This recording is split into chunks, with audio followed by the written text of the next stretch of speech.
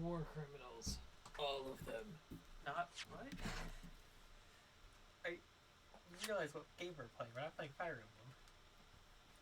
I maintain my statement. Listen, I know what I'm saying. Everyone's a criminal. Here's the defense. You shouldn't believe everyone's a criminal. Magnus McGilded, though. So if you don't remember where we were last time, or you're just tuning in, how do I put this gently? Our client is suspected of being the killer of a local pawnbroker by shooting him in the back. Their evidence is they were in a locked room, she had a gun, the gun had one bullet in it and that was fired, and he was shot. I think I've about summed up the prosecution's case. Anyway, we've been attempting to refute it, and we're in a second... Oh, can I be turned up a little bit? Okay. Yes, you can always. What is it? The mic box? Yep. Okay, let's Yeah, try. I had to turn it down for... Oh god, I think it was... Turn it, boy. What? No, I was going to say... for Mystery Dungeon, for a reason. The music was soft and I was loud or something like that. I don't know. But, yes, basically, we're in our second summation examination trying to tell the jury, no, you guys, trust me, we still have stuff to talk about. Hold it! Okay, just because Miss Lestrade has a history of pickpocketing, she must be guilty of murder. Is that what you're saying? Yes. Well, are all members of the British Army so quick to judge? I beg your pardon? Are you mocking Her Majesty's Armed Forces, the greatest military organization in the world? No, I'm simply illustrating my point. Yes. The game turned down a little. Okay. Is that the desktop audio? No, the video capture. Okay, there we go. And we also just pop up for you. I'm gonna just reload that because for some reason it doesn't like that. There you go. Oh, okay, there we go. You can see everything. Oh my god. Everything is all will be revealed or whatever. Making assumptions about people because they're a soldier or a pickpocket is wrong and dangerous. Huh, well, yes, might have a point there, I suppose. But let's not forget the girl had already shown she had it in her from before. She's clearly a criminal sort through and through, can't deny it. When you say she'd shown she'd had it in her, are you referring to this? The music disc? Exactly, tried to swipe that only a day earlier, Or am I mistaken? Not exactly. Given that I was actually there at the time, it's hard to refute that. I mean, I don't know how to explain, like, hey, that's, she didn't try and swipe it, she tried to legally withdraw it. Well, you tried to legally Get withdraw oofed it. on, idiot, yeah.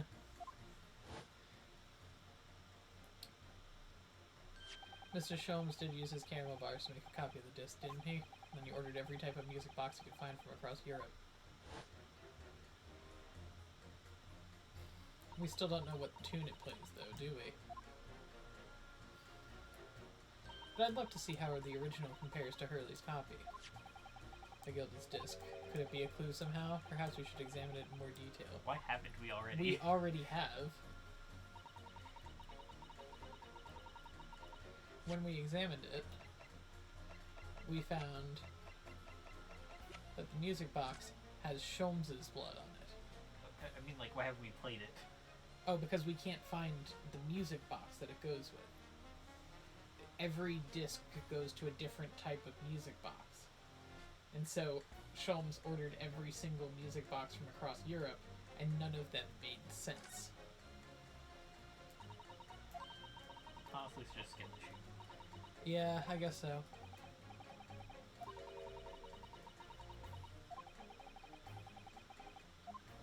Yeah, okay. We knew all that already. Whoa, McGilded as in McGilded? McGilded and McGilded LLC. As only 2 bullets were found at the scene, I would say this whole case is done and dusted. Whoopsies. I need to press. You press Hold it! You don't need to. It's the number of bullets that has you convinced. Only 2 bullets were fired. and 2 guns that fired them have been examined by the police. When the parlor maid asks me how many are invited for dinner, I always tell her to count the table settings. Well, that's logical, I suppose. Although, yes, sometimes after dining, crockery does go missing. 1 or 2 guests rather like the fine china. Does your employer dine with thieves? So I suppose, if there was another bullet somewhere of which we were unaware, I'd have to reconsider my position. A 3rd bullet.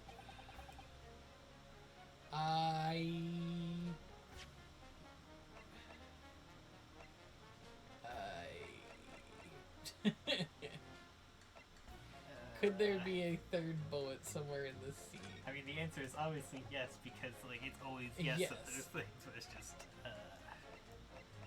Okay.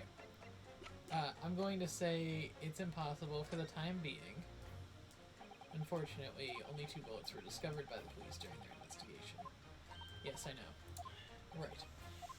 And I don't imagine the good men of Scotland Yard would have overlooked anything.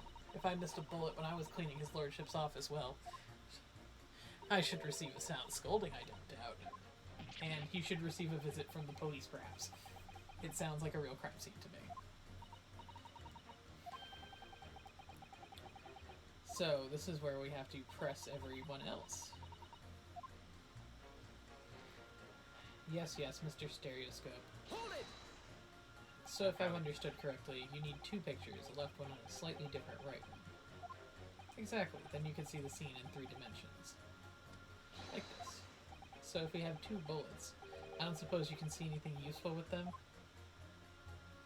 I think you'll find that no matter how much you squint, the truth of the situation always looks the same here.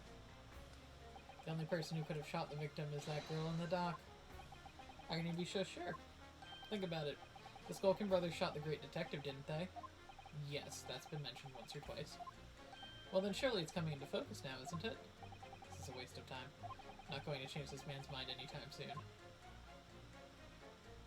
Grandpa, if you weren't here for the previous streams, this old man was in the previous case where he was a dawdling old fool who couldn't stay upright. In this one, he's a surgeon who may or may not have left a scalpel in one of his patients. why are you being so rude to him? Am I wrong? He could keep himself up straight. He just couldn't hear things in the other case. No, in the old one, he fell over, and that was the whole, like, pivotal piece of evidence. And man tripped during the winter, and you're like, damn, he must be an idiot. Yeah, I'm calling him a dingus. He's lived past the life expectancy, die hard. Would you please stop? Oh, hey, Jen. Would you please stop Hey. muttering about things that have nothing to do with this trial, sir? The defendant's life is on the line here. Well, the thing is, I couldn't really say that it is nothing to do with the trial, to be honest. Excuse me? I mean, there's no question that the man was shot, but the bullet had simply vanished from his stomach. It's quite inexplicable, don't you think? Excuse me? I almost don't want to ask, but this surgery you've been muttering about all this time, you were operating on... What was the fellow's name now? Hairlich? No, Hairlock? No, Hairlock. Hairlock Sholmes by any He's got chance? a bullet in him, or a Scalpel in him. Yes, good lord. How you doing? I'm doing alright. It's that Hairlock fellow. What? You're the surgeon that operated on Mr. Sholmes? That's right, using the very latest anesthesia techniques, I might add. It's a fairly major op, I can tell you. This is crazy. Let me see, the fellow was brought in not long after midnight, if I remember correctly. They said he'd been shot by some criminal or other, so I opened him up like a shot. But the funny thing is, I went over his insides with a fine-tooth comb and I couldn't find the bullet anywhere. So I'm afraid I had to throw up my hands and just stitch the fellow back up. I hate to state the obvious, but yes. Surely that's because the bullet is still at the scene of the shooting. Counsel for the defense is correct. As clearly shown in this photographic print, the bullet that had the Skulkin brothers fired at Sholmes hit him in the stomach region, then exited his body and launched into the shop wall.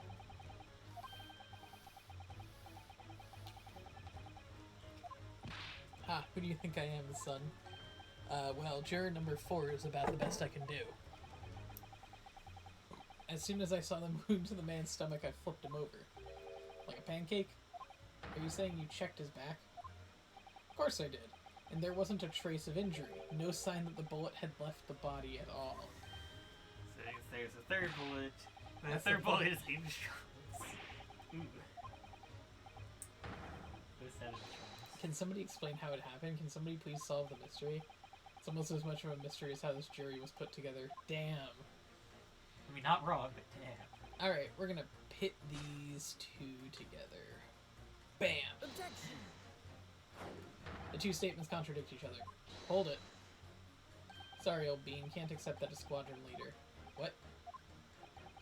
Oh, because I have to press her and say that there was a third bullet.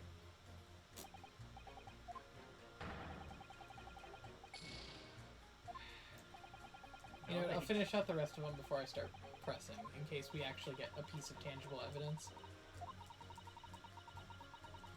You're a piece of tangible evidence. Bang! Thank you. Alright. Juror number 5. Hold it! What do you mean, you're in for a busy day? Forgot to say, stop. Do excuse me, stop. I am a communications officer, stop. Communications officer? Does that have something to do with sending telegrams? Everything from personal messages written by members of the public to the latest news in the capital. Convert all messages into Morse code, tap it out in the entire world electronically. To the entire world? Thousands of miles of cable under the sea, stop. Worldwide communication network, stop. Information transmitted to and from all corners of the globe, stop. Yes. She was getting equally worked up about radio waves or the like before, wasn't she? I specialize in communicating information from the government departments and newspaper offices. I see. I'm sure I shall have to write the wire the newspaper reports of today's guilty verdict later. So no sleep for me tonight, I imagine. Let's just finish the trial first, shall we? I am ballistics expert. I have seen many shootings. There is nothing I do not know about guns. Hold it! I thought you were just a tourist? Good day. I am visiting London for sightseeing. I would like to take bus to Crystal Tower, please.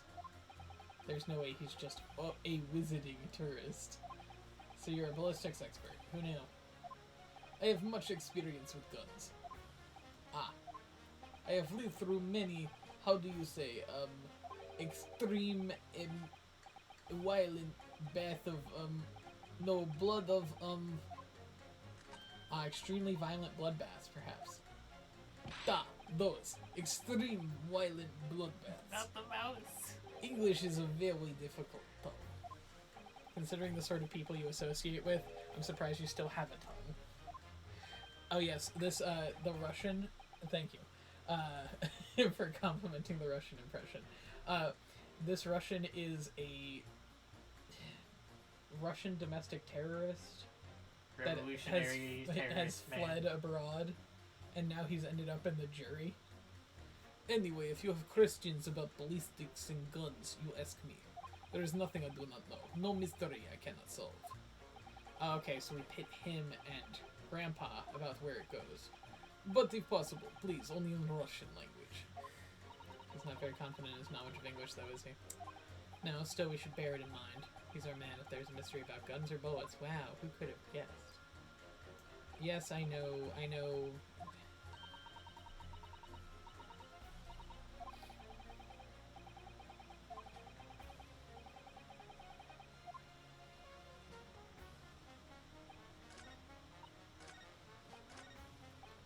Alright. Pick Grandpa with terrorist. Objection! Those two statements clearly contradict the idea that all I do is pit jurors against each other.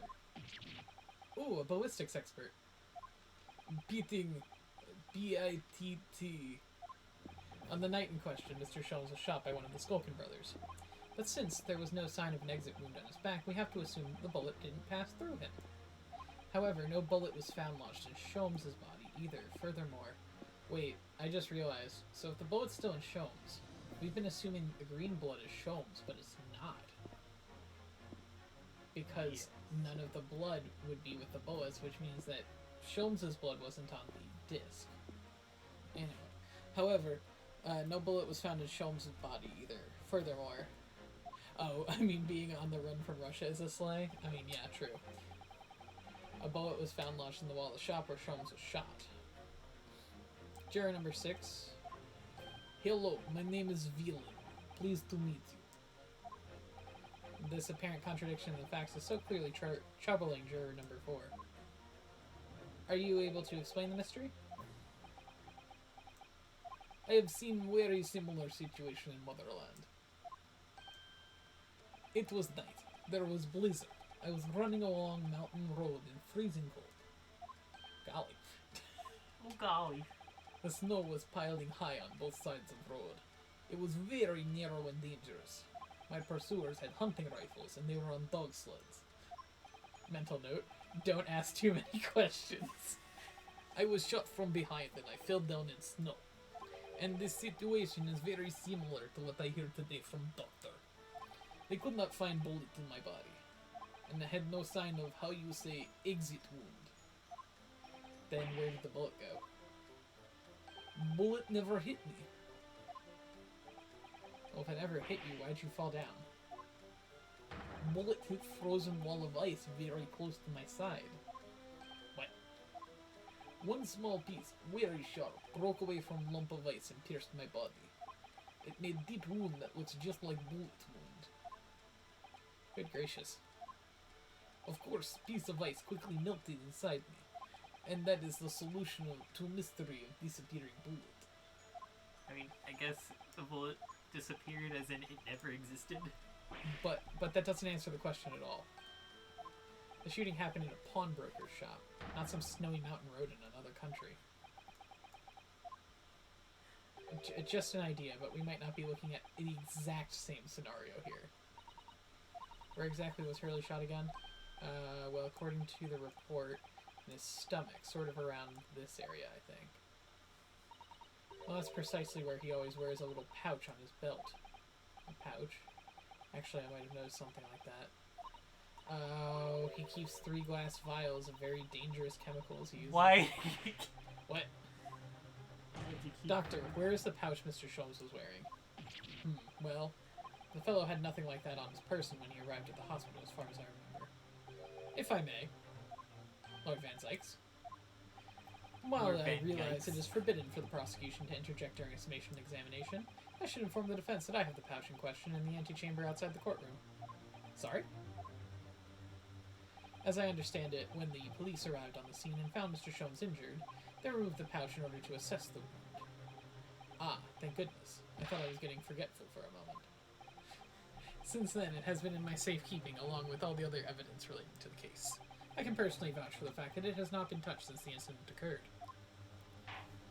Very well. While extremely unconventional during a summation examination, I must demand the prosecution presents the item in question with all speed. Bring forth Mr. Herlock Sholmes' pouch. Why would you keep dangerous chemicals in a glass bottle next to your stomach? Oh, there's one of them missing. Look at that. One of the files is broken and the weather around it is scorched black. It's almost as if the file exploded. Exploded? So Yeah, that like night, kaboom. the bullet went from the Skulkin brothers' gun to struck Mr. Sholmes' pouch. And it was the glass file exploding that caused his injury. The bullet did not penetrate the victim, but was deflected into wall of shop. Okay, cool. How? A delightfully complex aroma. Well, it would appear one mystery has been solved at least. Though it has no bearing on the truth of this case. I agree. The bungling and burgling brothers shot the detective, and the accused shot the pawnbroker. The pertinent facts of the case remain unaltered. But at least one mystery solved. I can sleep easy tonight. Thank you, young man. Bah. Thank you very much. Glad I could help. Due to its bearing on the conundrum just solved, the court will sequester the Scruffy pouch as evidence. Or at least pouches and Scruffy. So, Now, Bullet. the summation examination. It would appear the defense is somewhat struggling to alter opinion, huh? Please, my lord. One more time. Yeah, I know it's a new piece of evidence, which means we need to do this to Angus again. Oh, there's the bullet. It really scorched badly just here. The strap is broken. Must be where the bullet hit then. My god. Is the third bullet. Like the Iris, look. Behind where the broken file was. Do you see it? Ah, that's the Skulkin brothers' bullet. With a stroke of luck, it hit his pouch. It's an amazing discovery. How thick is that pouch? It stopped a bullet. And what this means is there were 3 bullets fired at Windibanks that night. The third bullet.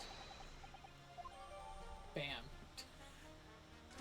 How thick is that pouch? THICC thick, man. I mean, my god, like... Kevlar pouch, you're not wrong.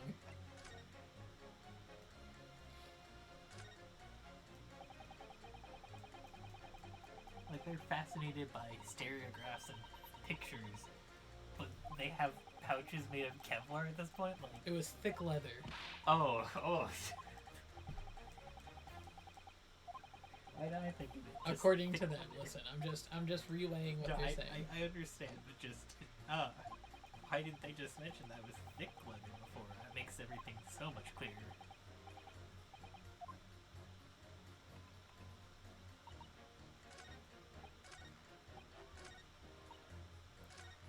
Press. Hold it! Hey, lady. It's a number of bullets. I found One. the third bullet.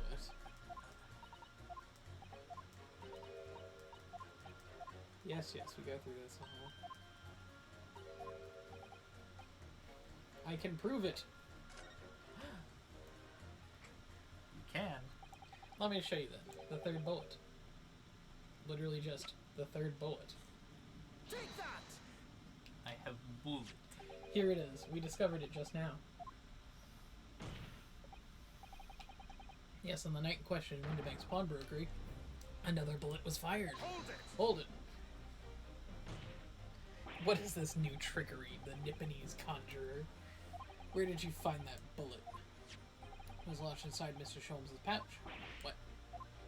The pouch was removed from around Sholmes' waist before he was taken to the hospital, and since then it has been touched by no one. Do you mean to say the shot fired by the Skulkin brothers that night, yes, as your lordship has surmised, is hit this pouch? That makes no sense whatsoever. We already know the whereabouts of the bullet fired by Mr. Sholmes, clearly visible in the photographic print. Ah. 2 guns from the scene have already been submitted into the court record as evidence. Yes, that of Mr. Windibank and those belonging to the Skulkin brothers. The examination of both guns revealed only a single bullet had been fired from each. That must mean... That's right, we now know that on the night in question, 3 bullets were fired from 3 separate guns. Third shooter. Until that inconsistency is proven, we cannot and must not pass judgment. Oh, I shot him. Bang! With a bullet of truth and logic. While the summation examination remains incomplete, the court has been presented with new facts. Facts that would appear to shake the very foundations upon which this case against the defendant has been built. As it is my prerogative in this situation, I hereby temporarily suspend the summation examination. What? Bailiff, bring the witnesses back to the stand at once. Oh, we're interrupting this to interview them. Oh boy. Witnesses? Governor? Were you listening to the proceedings while the defense carried out the summation examination? We was, Governor, we was. Perhaps we can dispense with the tedious preamble. Simply answer this one question. A third bullet has been identified at the scene of the crime. What do you make of that? Make of it, Gov? I don't make nothing of nothing if I can help it, eh? Is it one of yours? Gor blimey, Gov. Gor blimey, not a chance. In that case, did you have an accomplice? What? What? Never. The Skulkin brothers work alone. Just the 2 of us. That's our trademark. How soon we forget poor Sulky. He's on the stand right next to you. Mood. These guys are a mood. Only 2 of the bullets from the crime scene originated from the firearms we have in evidence. The third bullet was fired from another gun. Where is it? Lummy, that's a head scratcher. Counsel for the defense. Yes. I should like to hear your thoughts regarding these new developments. The third bullet and the mysterious missing firearm from whence it came.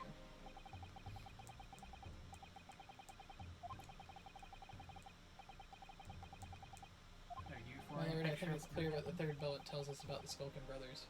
They had a secret accomplice! It's gotta be Egbert, whatever his name was. On the night at Windibank's pawnbrokery, the brothers must have been working with a third man. The witnesses are clearly doing their best to cover up the existence of this accomplice. But all the evidence together points to the fact that there was someone else present. Someone carrying a gun. Look at how short he is. Holy shit. 5'11" and 6 foot right there. I was going to say, Oh wait, are we gonna see another smashed glass? Another accomplice of pig swill. These protracted proceedings have already forced us to endure 2 summation examinations. Yet, in all that time, there has not been a murmur of a third man. This apparently wraith-like being exists. There we go. Another one. Court must be shown hard evidence. Without it, this fantasy will be crushed. he still doesn't actually put up his own. The prosecution demands answer on 2 counts. Firstly, proof, evidence, that this accomplice was ever at the scene of the crime. And secondly, the identity of the spurious character. Skulkins are lying, I know that. But how can I ascertain the identity of the person? Classic wine pourer, this man is iconic. Yeah, he has smashed, what, like 3 glasses so far? And thrown one into a fire and yeeted a bottle of wine still partially full into the gallery. And that was just this one case. In just his case, yes. He's it was been in 3 many of them. more, yes. Well, counsel, I'm supposed to prove the existence of this accomplice and reveal the person's identity even. In response to the prosecution demand, my lord, the defense is ready to present answers. By the way, the person's name is Egbert Benedict. Thank you. I believe I can provide all the answers the prosecution demands. So, my Nipponese friend, despite the swimming eyes, you seem to think you have something to say. This promises to be interesting. I have to push forward now. There's no other option. I need to use every single piece of evidence available to me if it will make a difference. In that case, counsel, I would ask you to present the evidence without delay. On the night in question, in the moments leading up to the death of the victim, what proof have you that there was a third intruder present at the crime scene?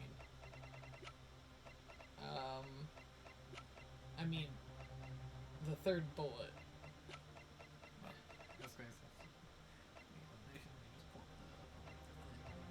Well, like, my proof is this.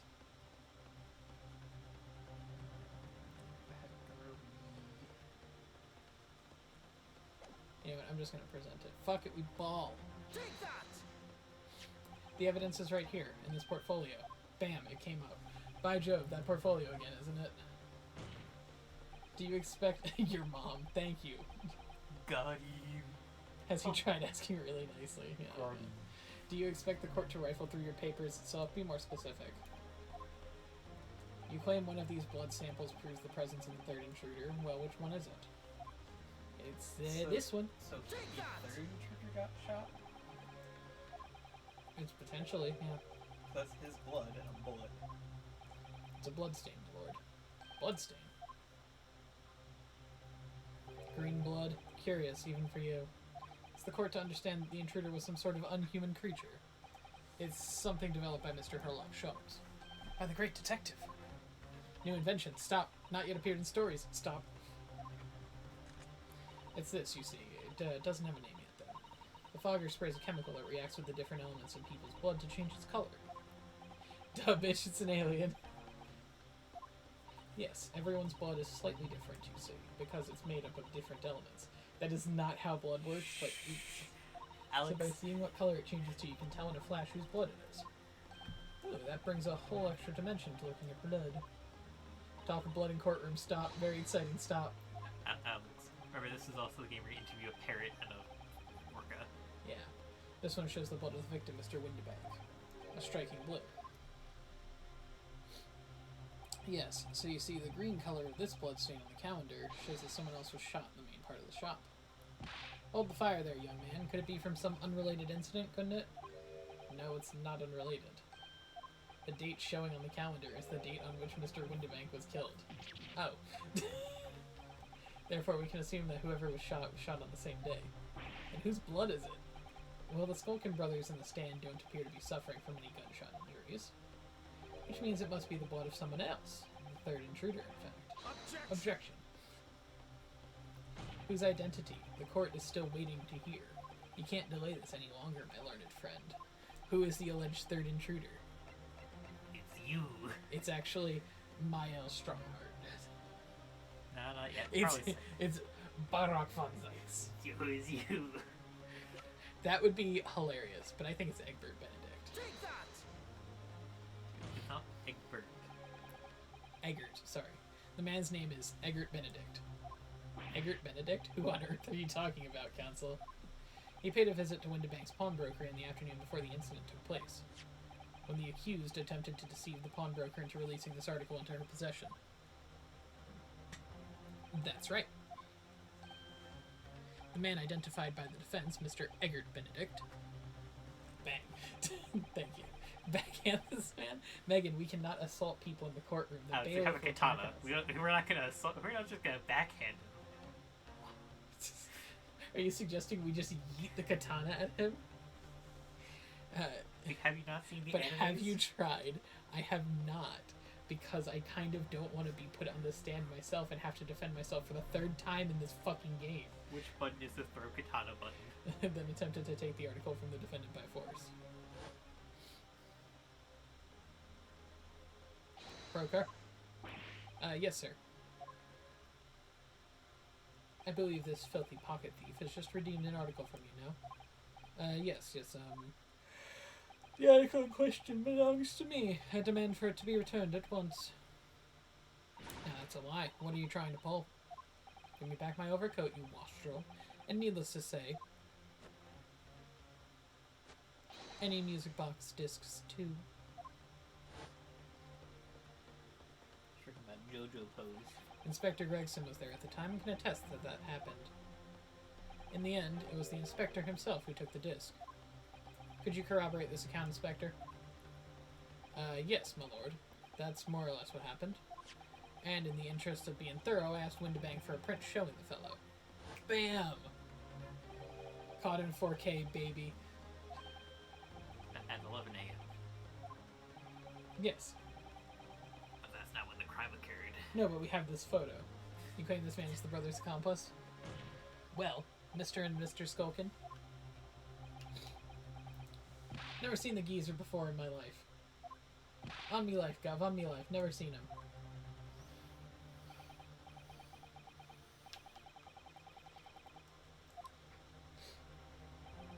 I assume your lordship recalls my learned Nipponese friend's actual assertion, which was that he could prove the identity of the alleged accomplice?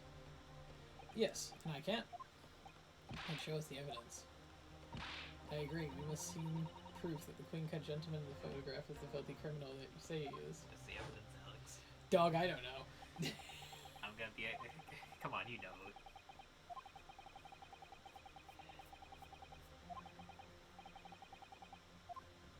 Oh, it's gotta be the music box disc. Why would it be that? Because it has the same colored blood as... Also, what was the proof thing? that the man pictured in this photographic print was in fact the same person struck by the third bullet. I was gonna say also he said, hey, I want my overcoat and... The disc. Take that! As I mentioned before, on the afternoon of the day in question, the defendant attempted, deceitfully, admittedly, to reclaim this disc from Windibanks. Which is where the aforementioned Egbert Benedict appeared on the screen. The scene, I presume. This man then attempted to purloin the article from the defendant's possession. No? That is correct, my lord. I was myself present at the time. It was following this, a minor incident occurred. But of course, sir, here's the disc for you. Very well. Then I shall bid you farewell. Say goodbye to style. Wait a minute. That disc is mine. What do you think you're doing, you little tramp? You've drawn blood, you filthy animal. I forgot about that scene entirely.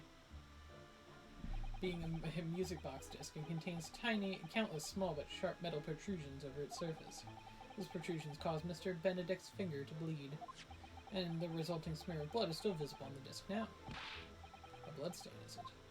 My assistant and I have just analyzed the bloodstain here in this very courtroom, using my trusty fogger gun. Yes, and we added the results to this portfolio. I say, it's green. It's exactly the same color as the blood around the calendar. The evidence is conclusive. The man calling himself Mr. Eggert Benedict, who was at Windibanks earlier in the day, is the accomplice who was present at the scene of the crime the same night. Electric chair, thanks, Meg. So there was someone else.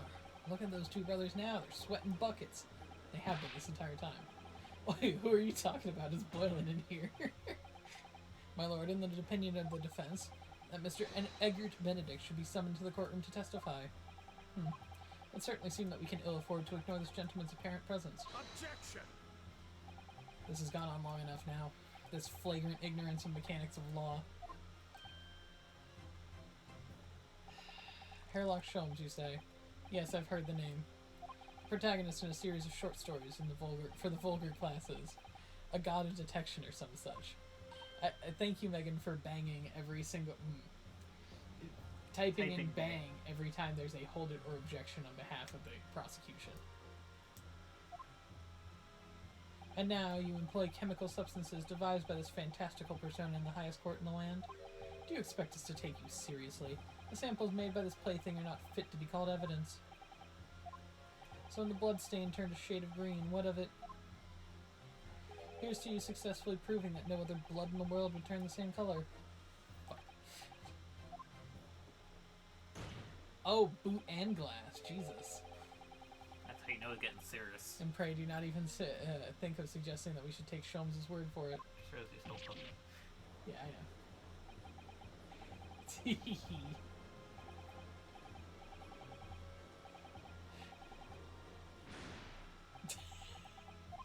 Anyway, it would come to this. Of course, Mr. Sholmes' invention isn't going to be recognized by any official body, but what other choice did I have? I'm just remembering what Father Christmas over there said before. About how he was temporarily suspending the summation examination. In other words, the examination isn't over yet, is it? Good grief. What did you just say, young girl? And in the summation examination, the decision as to whether or not the trial continues is in the hands of the 6 jurors, isn't it? Fuck you, Van Zykes. That's the way I see it. Doesn't matter what certain people think of Hurley's invention.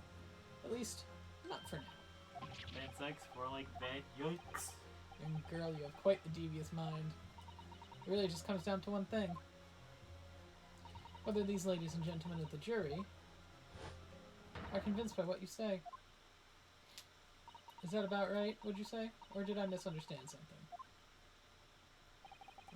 Alex, no offense to Susanoo, but she's right now being a better, I know, 100%. assistant. Iris Wilson, sharpshooter. And after that shrewd precis of the situation from an entirely unexpected source, it must be acknowledged that the previous summation examination has yet to reach its conclusion. This is absurd. Ladies and gentlemen of the jury, the court now looks to you for your final meanings on this matter. As proud citizens of Her Majesty's Britain, I'm sure you'll come to a fair and just conclusion. So then, state your final decisions in turn, please. Not guilty. Not guilty. Not Guilty. Not Not guilty. guilty. Guilty. Guilty. Guilty. Not guilty. Not guilty.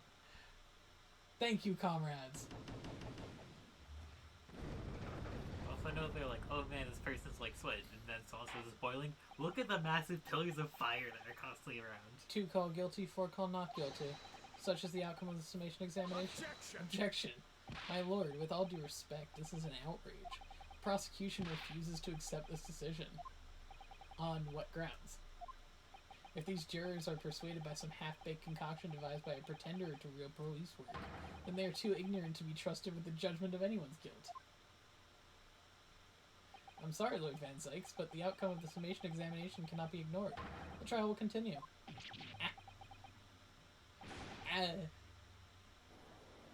gonna kill the man. Good. Fuck him. I mean, many people probably would, but He's a racist Great Britainer that's also classist and also a massive douche and also wastes quantities of wine unbeknownst to anyone in the world. but he's also a sexy vampire. I mean, yes, to some. I don't personally, I'm not into that, but you know. But what I'm trying to say is, that's why I said some would. The defense has reasonably requested the subpoena of a new witness. But sadly, I fear that will be impossible. What? The name the gentleman gave for himself, Egbert Benedict, is quite clearly false. I don't believe it. Just when I'd managed to prove the man was there in that night. Could I say something? Who was that, please? Who spoke? It was me, my lord. Juror number 5? What have you to say, madam? If possible, Inspector. Me, ma'am? I wonder if you might show the photographic print to me again? The one in which the gentleman is shown? Right, yes. This one, you mean? Of Mr. Benedict? Yes, there's no doubt in my mind. Juror number 5, you don't mean to say, you know this man? Yes, I know him. No. Good gracious.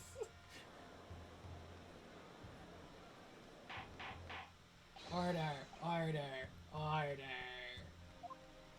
Juror number 5, how on earth? I am a communications officer. Stop. As we can clearly see.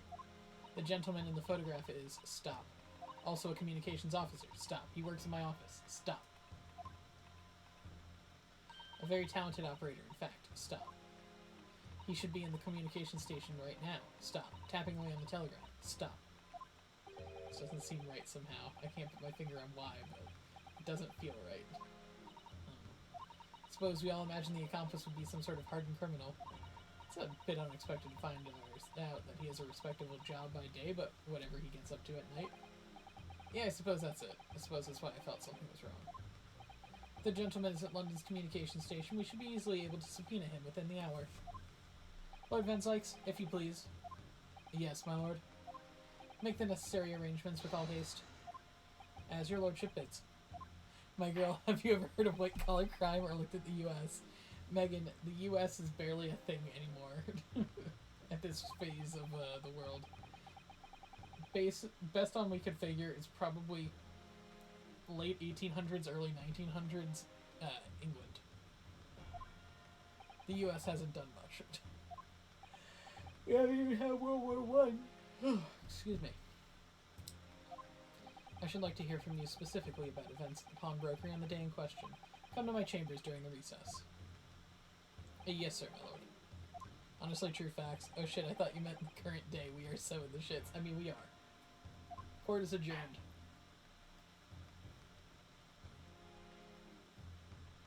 To be continued. This is 7 of 8. Are we on to 7 of 8? This will be part 7. Oh, I thought we were on. We just finished part 6. I thought we finished part. Yeah, I honestly thought we were further than we were. I thought we were on to the final part. I was like, Egbert, we got him. It's the final part. Tell Trevor I say hi. Megan says hi. Hi, Megan. Hi. Gina, how you holding up? I'm starting to feel quite warmly towards her frequent cold shoulders now. Jenny, are you alright? Why aren't you saying anything? What's the point, huh? Why go through all this trouble and fight so hard for the likes of me? What? Well, you saw it, that picture. What picture? You mean this? The photograph taken by Hurley's red-handed recorder? Well, I didn't think it would have captured the scene like this, that's for sure. It's hopeless. Anyone who sees that is going to think I did it, ain't they? Well, I won't pretend it wasn't a bit of a shock when the prosecution first presented it in court. Surely you've got to have your doubts about me now. You can't still be thinking I'm innocent. Of course I can. Ginny, why don't you talk to us? Tell us what really happened that night. Runo's cleverly managed to piece together a lot of new information, but still, we'd really like to hear it from you. Alright then. It was after we had that dinner together at your place, right, Iris? Then we all had a chat up in your office, didn't we? Yes, I remember.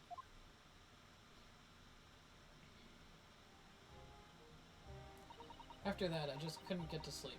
So I slipped out and went down to the street 2 to 1 to Windibank's place. I had to know if Iris' story was there or not, the Hound of Baskersville. I don't know what it's about or nothing, but if you ask me, there's something in that Sholmes that I don't like. Something what he don't want people reading. So that's why I lied to Iris about sticking it in with a lug in Windibanks for safekeeping. At least that's what I thought at the time. So you broke into Windibanks? I just had to know if there was there or not. I mean, I had no idea he was going to kick off, but all this was going to kick off, did I?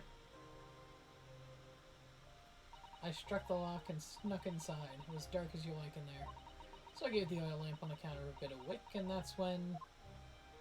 What do you think you're doing? Ah! I nearly died, I did. And the next thing I knew... I grabbed the gun off the counter and was waving it in the air like, I don't know what.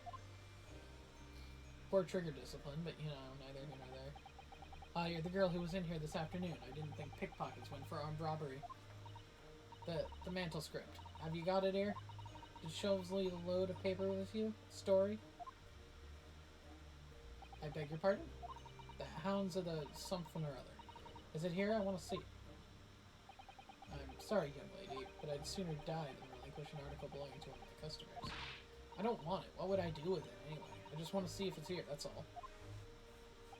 Oh, you want to see it, do you? I want to know if Sholmes really pawned it here or not. Please, just let me see it and I'll go. Sus. Oh, very well then. But for pity's sake, stop waving my gun around, would you? So then the old cove unlocked the storeroom door and we both went inside.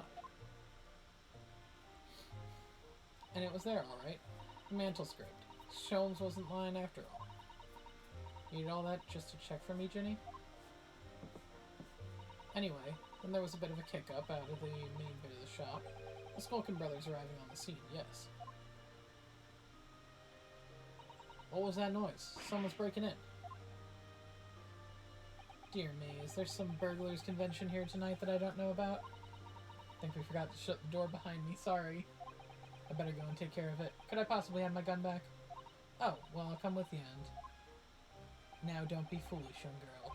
You must stay right here. Don't leave this room under any circumstances.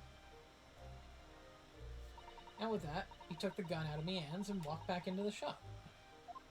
What, you gotta do a Cockney dialect? A dog, I can't do Cockney. I went back in the store and he said he was straining me ears in the dark to hear what's going on. Hello, governor. Yeah, I know. It sounded like they got into a bit of a scrap. I started to think I should help, see? So I was just about to go out to the storeroom myself when... Bang, bang! Phone me in, I can do it. I think that would be a little too much, Meg. Also, with the 30-45 second time difference between live and what you guys are seeing, that would be hella confusing. Yeah. I heard a couple of shots go off, 2 I think, almost at the same time. And then there he was, right at my feet, lying face down on the floor. I was right next to the storeroom door, so I slammed it shut and locked it quick as you like. Because you thought whoever had shot Mr. Windibank might come for you. Yeah, so I went to grab the old cove's gun. Figure I'd put up a fight at least. Cowards. Thanks, Meg. When I got a better look at him, I knew.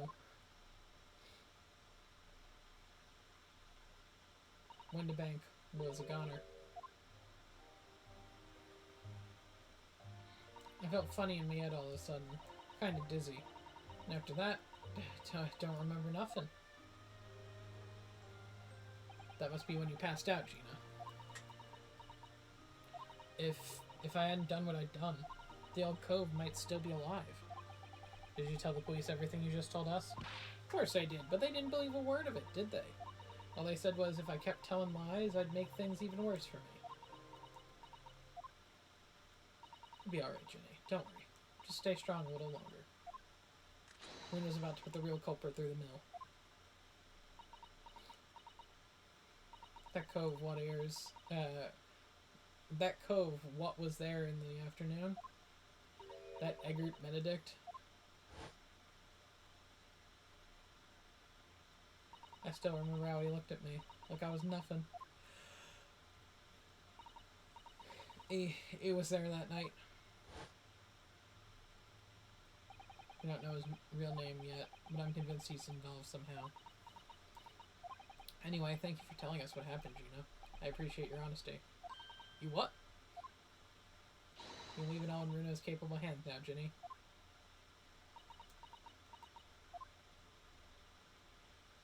Mr. Narado. Yes. How come you trust me?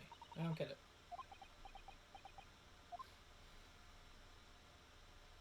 I mean, have you forgotten about what happened here before? Come on, it was only 2 months ago. Me and McGilded, we told you a whole pack of lies. And you got to the Bogtrotter off with him, even though he was a killer? No, I could never forget that. Oh. I did what I thought was best at the time. But the pain of that error in judgment doesn't get any easier to bear. Still don't forget that I also made you a promise. I told you that I'd be on your side to the bitter end, no matter what. But what if I was lying? You could be working to get another killer off on the hook for all you know. I was once in your position, Gina. I was the accused in a trial. Not once. Twice. Technically the second one didn't go to trial, but you know what I mean. You were? Before I left Japan, I was accused of murder. And strange as it might sound, the circumstances of the crime were pretty damning. I was sure no one would believe it wasn't me who'd done it. Oh, Runa. There was one person who stood up for me, who believed in me, and was prepared to defend me. My best friend, who died on the journey over because he was a good guy. Or did he? Ryanosuke, no one believes you more than I do. Damn. You really got me, Megan, with another your mom joke. 2 times. Well, man, is that our friend? What was his name? Kazuma Asogi. Just keep going. I feel like I missed something. I was going to say, I think his name was like D's or D's not. Got him. Just one of those like really terrible things. Hey Alex, who's Joe? I don't know, probably the owner or something. As soon as my trial began, it was obvious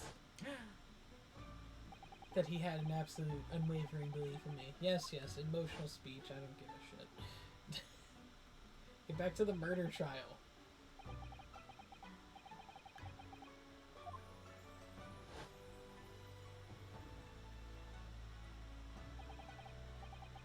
Since then I came to realize. Just kiss? Yeah, Megan, as far as we know, he's a fucking corpse right now. So, that's a little weird. If you want someone to believe in you, you have to believe in the other person first. What are you saying? I promise you... Hot! Megan? Have you been weekend at Bernie'sing your boyfriend? Is this what's happened?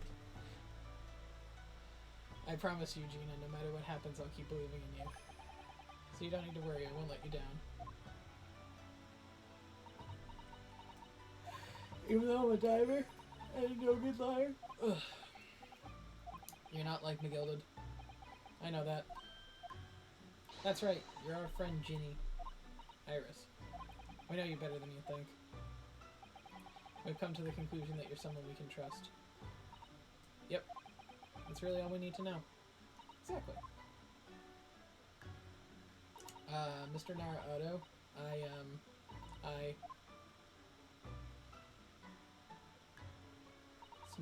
Sniffle. Defendant Gina Lestrade and her legal representative. Court proceedings are about to resume. Please head back into the courtroom immediately.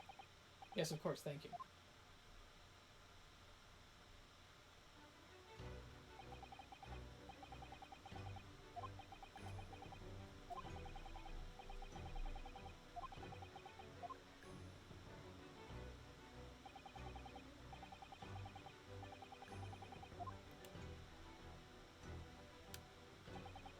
This is it at last, the final chapter, the final battle. Wish me luck, Susato-san. I hope you're watching over me too. Partner. It's not the final chapter. Oh my god, they were partners. Oh my god. Technically, we were roommates. If you count me living inside of his closet or room.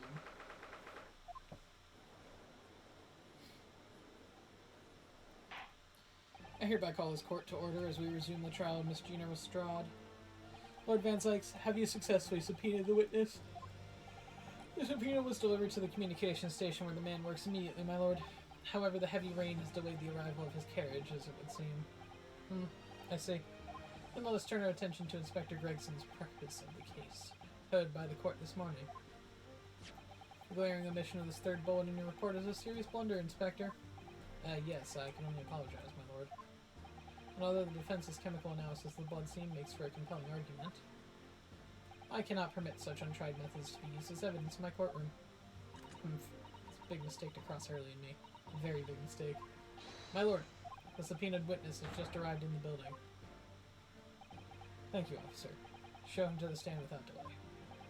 Mr. Eggert Benedict. I didn't expect to cross paths again with him so soon, and certainly not like this. I did. You don't put him in the court record unless he was going to be a relevant party. Alex, do you realize that in the court record we also have Van Zykes and the commission and like the super I maintain head my man? statement. If we find out that Strongheart shot him, I'd be like, I called it all along. Aren't we also? Isn't our assistant also? Susato? Oh yes, 100%. Well, I was going to say Iris. but Oh yeah, no, Iris definitely shot people, just not with the gun. anyway. Thank you for complying with the court's subpoenas at such short notice, sir. But of course, my lord. As an upstanding member of the London Society, it's my pleasure to oblige. Now, kindly state your name and occupation for the record. Ashley Graydon, Communications Officer. Mr. Graydon and I both work at London Central Communication Station. Now, perchance somebody would kindly explain what all this is about? You were apprised of the situation by the court officer on your way here, I presume. Yes, I was. Something to do with a murder that took place at a pawnbroker's on Baker Street? And some nonsense about me having been there on the night in question? That is the accusation, indeed. This really is beyond a joke, you know. Very well. Without further delay, the court will hear your testimony now, Mr. Graydon. Conflict of interest, have her thrown out. Megan, if we had every juror thrown out from a conflict of interest, we wouldn't have made it through the first fucking trial. I was going to say, Megan, one of our jurors was actually the murderer. Yeah, the person who was the murderer, or I guess assaulter, because the person didn't die, in the last case was one of the jury members. Conflict of interest doesn't mean anything to Great Britain. Gladly, my lord, gladly. This man's a JoJo character. He really is. Alright, well, you have fun with this. I'll be right back. You got this, I believe in you. Naturally, I have the occasion of making use of pawnbroking services from time to time. Are you suggesting I colluded with these thugs to break into the place on the night of the murder? I have no intention of admitting to such outrageous accusations, even if certain parties here claim that my blood was found at the scene. Some Scaramouche's detective's homebrewed tincture can hardly be taken as serious evidence. So, you deny the accusations completely, correct? I must say, I am dismayed. For the highest court in the land to be swayed by this self-professed detective's toy. It was the will of the jury, and our great British justice system demands the jury's will is upheld. Then it would seem we have the misfortune of a most inept assembly of jurors today. You know, I don't disagree, but rude. How long am I expected to be detained here?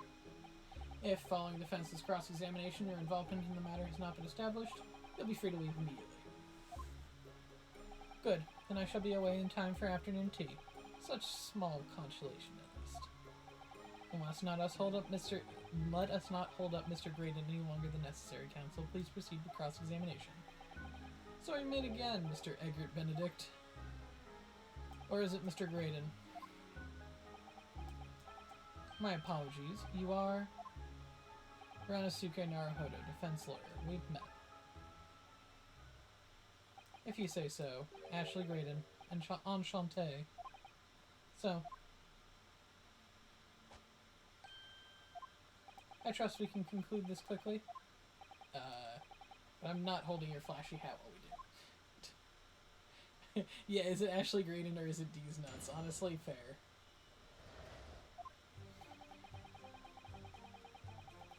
Hold it! Yes, we even met in the very pawnbrokery where the time took place on the afternoon of the day in question. Though, of course, you introduced yourself by a different name at the time. It was Mr. Eggert Benedict, I believe. Tell me, what made you object? The witness here is here to testify about the events that took place that night. Yeah, I think that might be the first valid obligation here. Or objection. You can't be serious.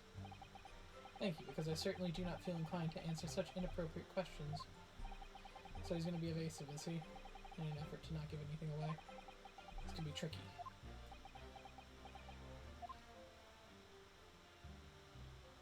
Are you seriously suggesting I colluded with these thugs to break into the place?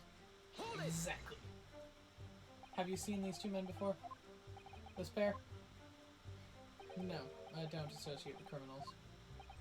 Said by a man who introduced himself as Eggert Benedict. I would like to know who I have to thank for this. Who made this outlandish accusation against me? The young lawyer there in the black. This is a farce. Whose idea was it to permit an outsider to work in a British court anyway? Oh good, the racism's back. Well, needless to say. I have no intention of admitting to such outrageous accusations. Hold it! Where were you at around 1 in the morning on the night in question, sir? It is past the hour at which I would normally retire. Certainly. I was not in the company of these rapscallions. Are you able to prove that? Objection! Listen carefully, my learned Nipponese friend, for you appear to be under a gross misapprehension on this point. What do you mean? The witness maintains he was not at the scene of the crime. He has no obligation to prove his absence. Your accusation is that the witness was present at the scene. The obligation lies with you to prove your assertion. That is the exact opposite of how it works in an actual court, but fuck this. You will fulfill that obligation before putting any more unreasonable questions on this witness. This dude feels like a theater student. A silent victory wiggle, thanks. This guy feels like he would fit in as like a teacher in a high school musical. Hold it! Blood was found at the scene of the crime. There's no question of that. Mr. Sholmes' chemical analysis has positively identified the substances as such. But I'm not the only human to have blood running through my veins, am I? How can you be so sure the blood is mine? It can't quite be. The blood of these two miscreants. Every individual's blood has slightly different composition, it seems. Mr. Sholmes' chemical is able to differentiate between them. Spare me the science lesson. Who is this Sholmes character, anyway? Oh, I assumed all Londoners would know the name. He's a great, well, renowned detective. So even you are able to bring yourself to say great detective. A great detective, you say? Tisk. Now we're in the realm of fairy tales, aren't we? Oh boy. Excuse me. Do you have something to say about that, Mr. Skulkin? What? Me? No, the Mr. Skulkin next to you. Right, I've had it up to here with this. How many times I gotta tell you? Yes, I know, you're not Big Bruv Sulky. Mr. Nash Skulkin. Cor blimey, governor. You, what? Is it not the case that when Mr. Green just spoke, a thought went through your mind? Would you care to share that thought with the court? Any thoughts? I don't have none of them. Must have been him. What? Mr. Nash Skulkin, answer the question, please. What went through your mind when Mr. Graydon just said there? Nothing, honest gov, nothing. I was just thinking, if he waves his arm around like that much more, it'll open up the wound again, that's all. What wound? Where he took the bullet, of course. It was only 2 days ago. It ain't gonna be healed up yet. So I was, well, you know, I was worrying for him, and... Oh, Wells bells. Mr. Graydon, did you hear that? What? Your comrade is worried for you, it seems. On account of your injured arm. My lord. Yes, Mr. Graydon. I have no idea what these two wretches are talking about. Certainly I shouldn't be expected to answer anything in relation to their mindless insinuations. We know that someone other than the victim was hit by a bullet at the scene of the crime 2 nights ago. And from the height of the bullet hole in the wall, that person was likely hit in the upper arm or thereabouts. Are you winning? Graydon basically just said, I wasn't at the scene of the crime. And the big Skulkin, we said something to him, and he's like, no, I didn't have any thoughts going through my head. And we're like, answer the question. He's like, well, you know, I was just worried with him waving his arm around. He might open up that wound. What wound? Oh, you know, where he took the bullet 2 days ago. Oh, wait. Fuck. Sounds about right.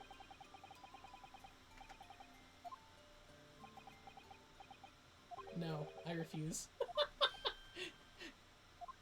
You have shown no evidence whatsoever that links me to these common thieves. Accordingly, I am not obliged to permit any such invasion of my privacy. Oh, also I would like to state that Lord Van Zykes had one valid objection. We did it, guys. It only took how many And cases? then the rest was racism. Also, Graydon was racist too. Well, He said, who let this foreigner practice in a British court? As I've already said, I'm completely uninvolved in all this. We did it, Reddit. at Thank least you, they Reddit. haven't been anti-Semitic yet. Well, no, none of us are Jewish. Otherwise, I'm pretty sure we would have. I've never had anything to do with that pawnbrokery where this fellow was killed whatsoever. I take offense at the insinuation that I was in any way involved. You claim to have nothing whatsoever to have done with Mr. Windibank's pawnbrokery? My lord, the defense would like that last statement to be added to Mr. Graydon's formal testimony. Very well, counsel. Continue with your testimony, Mr. Graydon. I have had nothing to do with that pawnbrokery. Hey, Trev, can you just, so he claims here, and then if we go all the way back to the beginning, yeah. Alright, let's press it. Hold it! Never had anything to do with it. You forget that I was there, Mr. Graydon, on that very afternoon of the incident. Have your picture. Obviously, I'm not a complete stranger to the pawnbrokers. I'm currently on the lookout for an armchair to furnish my study. Objection! No, you were there to redeem an article. I have no idea what you're talking about. that right? Yeah, I was gonna say, Gregson, you better chime Excuse in. me! Do you have something to add, Inspector? Eh? Come again, Sunshine? You were there too, in fact, weren't you, Inspector? That afternoon. Well, yes, I do remember meeting yourself and the pawnbrokers that afternoon. You, your young Japanese assistant, and the accused were there at present, I recall. And at the time, this witness, Mr. Graydon, was trying to acquire a particular article. Well... I'm afraid I don't remember too clearly. Fuck you, Gregson. I'm not gonna lie and pretend I remember something that I don't. What's going on here? Grigsby showed us a picture before, didn't he? You know, from the cameras? Yes, of course. Indeed, and the gentleman pictured bears a striking resemblance to the witness, I must say. By the way, when we started the cross, he threw his hat at me. At least it wasn't a wine glass. That's true. At no point have I denied that fact. He is really treading this line here, just tiptoeing all around it. Don't worry, it continues. This makes no sense. Electric chair. Honestly, fair. I understand why Mr. Graydon might be trying to cover his tracks. But why would Gregson be trying to avoid giving testimony about what happened? Unless he was actually the third brother. What'd you think, Bruno? I think he has no intention of telling us anything. He's well aware that the less he says, the less chance he has of giving himself away. The complete opposite of Hurley, then. He seems to think more than he says, the better. Well, at least I managed to prise a little information from those witnesses' lips, all thanks to the Skulkin brothers. Yes, they were the key to it after all. So he says he had nothing to do with the Windibanks. Well, we know that's not true. Perhaps now would be a good time to have a proper look through the court record.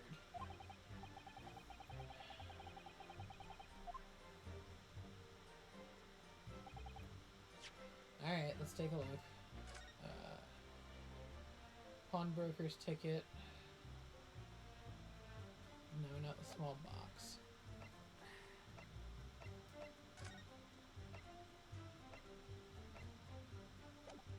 I like that he's still listed as Edgar Benedict here. Iris's story manuscript doesn't have anything of value there. Pawnbrokers for the coat. Did we ever inspect this one?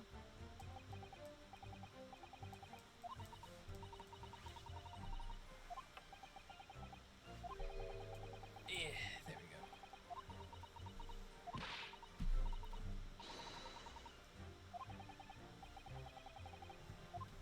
Okay, we must have already moved that one. The blood was identified as thrice fired masons. Okay, cool. I didn't mean to jump all the way back. The gilded case notes. Don't think that'll be anything of note. Today's paper.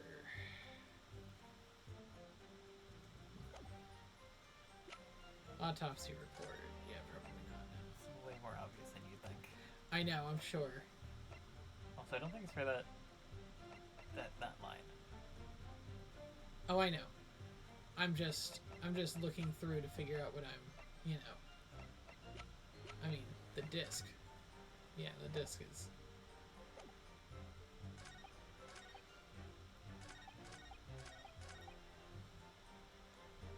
I mean, we can present the disc. Yeah, that's literally the thing. I know, but I was just like, I was trying to see if there was something more subtle. Oh yes, the autopsy record is no, it's a disc. Have you ever seen this disc before? Why? Is it supposed to mean something? This disc was until the day of his murder in the pawn at a Windibank shop. It was redeemed by the defendant, Miss Gina Lestrade, that afternoon. However, somebody mysteriously appeared to try and take it from her. That somebody was you, of course. Wasn't it, Mr. Graydon? As I have reiterated numerous times now, you are mistaken. That was not me. I've never seen that disc before in my life. May have escaped your notice, but there is a small smear of blood on the disc. Yes, resulting from an abrasion of the thumb, perhaps? That's right. The surface of the disc is covered in hundreds of tiny metal bumps. In the skirmish to acquire the disc, the thumb of the person who tried to take it suffered minor lacerations. So, while the disc bears the remnants of that skirmish in the form of the smear of blood, the thumb of the person in question must bear the remnants as well, in the form of a scratch. Mr. Graydon, you refused to allow the court to examine your arm before. You're now going to refuse us to examine your thumb?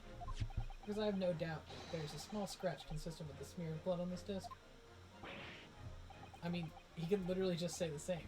Well, well. It would seem I underestimated you. What is the meaning of this? So you admit it now? You admit you have a scratch on your thumb from when you attempted to take the disc from the defendant? Order, order. Well, Mr. Graydon, it would appear there has been something of a misunderstanding here. I did not attempt to take the disc, as you put it. No, quite the reverse. What are you trying to say? It really is quite simple, you see. The disc was mine from the outset. Is there some crime in taking an item that you own out of pawn? What? It would seem, Mr. Graydon, that in this piece of evidence, my learned friend has established a link between yourself and the incident. Accordingly, you will tell the court everything you know about this disc now. As you wish. Though I'm quite sure it has nothing whatsoever to do with the pawnbroker's murder. Witness testimony. The disc. There's a note on the disc saying, "Form gilded, but the item belongs to me. The redemption ticket was stolen from me for I accused that filthy gutterling on the day in question. proceeded at once to the shop in order to explain my situation and redeem my article. In the end, of course, the disc was taken by the police. In other words, I had absolutely no reason to break into the shop later that same night. Ugh. Did I hear you correctly, sir? McGilded, you say? The famous London philanthropist? Who perished in this very courtroom 2 months ago after being acquitted of a distinctly messy murder? Yes, my lord. The one and the same. Good lord. Mr. Graydon, are you saying that Mr. McGilded and yourself were acquainted? Yes, that's correct. It's always McGilded. It's always McGilded. I certainly didn't expect to hear that name uttered here in my courtroom again. Oofed. According to what Gina told us, this disc was placed in the pawn fateful night 2 months ago. McGilded himself gave instructions to deposit it at Windibanks. It's funny that Mr. Graydon here is claiming the disc belongs to him, isn't it? In all likelihood, he's lying. So he appeared that afternoon at Windibanks in order to get his hands on McGilded's disc for some reason. Counsel, you'll commence your cross-examination, please. I don't know why I put an accent there. The disc. For McGilded, but the item belongs to me. Hold it! Would you care to explain how this belongs to you? As you will observe, a communications officer such as myself commands a fine salary. You are certainly exquisitely dressed, sir. So you see, I have little need to make use of the services provided by the pawnbrokery trade. However, I did once find myself in difficulties, having misplaced my purse whilst on an errand, which is why I pawned my fine black overcoat to the broker in question. You claim that was your overcoat? Obviously. And in my haste, I clean forgot that the music box disc was in his pocket. And yet there is a note on it that reads, "For McGilded." I'm a collector of rare and unusual music box music. I first met McGilded at a gentleman's club in the city and was interested to discover that he shared my penchant in that area. That disc in question is a pre-production sample. I promised to let Mr. McGilded hear it. But then you forgot that it was in the pocket of the overcoat you were forced to pawn. Yes, exactly. Gina didn't mention any of that in her testimony 2 months ago, did she? No, because McGilded had threatened her to keep her mouth shut. Which means that if we dig too deeply here, it's going to expose Gina's perjury. Ah! Oh dear, this is complicated, isn't it? Let's leave it alone for the time being. Yeah, better perjury than murder. Better none than anything. I mean, yes. So you're saying Miss Lestrade lifted the ticket from the pocket or bag? That's right, despite being mindful of danger when walking in the insalubrious areas her kind frequent. Objection! Miss Lestrade did no such thing. Well, of course you would take that stance, but the girl is a regular offender. You came to the pawnbrokery that day prepared with all the information you needed to identify the defendant. You were looking for it. That's what brought you to Windibanks. Get your hands on Mr. McGilded's disc. Objection! Yeah, I have to say that is conjecture.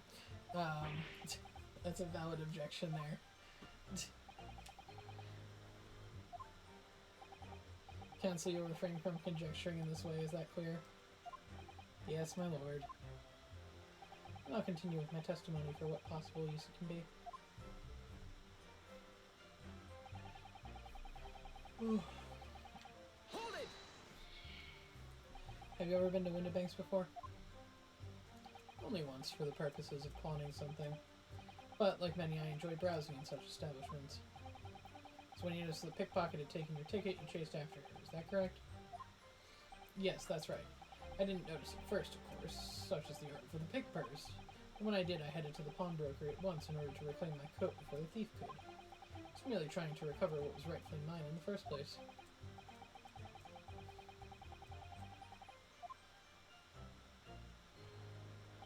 And, of course, the disc was taken by the police. Hold it! Yes, it was taken by Inspector Gregson here, wasn't it? That's right, this was the very man. Apparently the police are collecting anything that has a connection to Mr. McGilded as evidence. Excuse me! Ooh, something wrong, Inspector?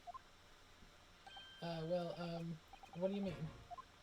The last remark Mr. Graydon made in his testimony seemed to trouble you in some way. No, it didn't. It's nothing. Leave it alone. Let me ask you this, Inspector. Why is Scotland Yard gathering Mr. McGilda's possessions? I can't tell you something like that, Sunshine. What is it, Inspector? Investigative secrets? Yes, exactly. You should know all about that. Magnus McGilded, who died so unexpectedly after his trial 2 months ago. A man renowned throughout the capital for his great contributions to public life, yet he had a dark side, too. He was Jewish. Where are you going with this, Van Zykes? I suppose the police are dealing with the aftermath of his nefarious activities, aren't they? That's enough. Coppers like me have duties to carry out that we're not at liberty to talk about. That's all you need to know. Duties conferred by Lord Strongheart, I presume. The Lord Chief Justice appears to have a great faith in you, Inspector. The bottom line is, if you want to get more out of me, you're going to need Lord Strongheart's paw print first. Lord Strongheart's a furry. That's how you get out of all this. Yep. There's something going on between Gregson and Van Zykes here. Well, it would appear that the inspector has revealed all that he's at liberty to reveal. Mr. Graydon, let us return to your testimony. Gladly, my lord. In other words, I had absolutely no reason to break into the shop later that same night. Hold it! But perhaps you'd seen something of value among the forfeited items. No, not at all. Oh. You never ask questions you don't have the answer to. Rule number 1 of lawyering. A valuer was brought in by the police to assess everything in the shop. Without exception, every article on the shelves was common or garden or bric-a-brac. In that case, it's clear that you broke into the shop later that day in order to recover Mr. McGilda's disc. Have you not been listening, man? Even if I had wanted to recover the disc, you may recall it had been seized by the police that afternoon. It was no more in the shop that night than I. As I keep saying, I simply had no reason to break in. So there was nothing of McGilda's left in the shop that night. Nothing this man might have been after. I wonder if that's really true. Hee hee. We know it does. And let him have it. I'm dying to see that irritatingly assured expression of his crumble. Alright.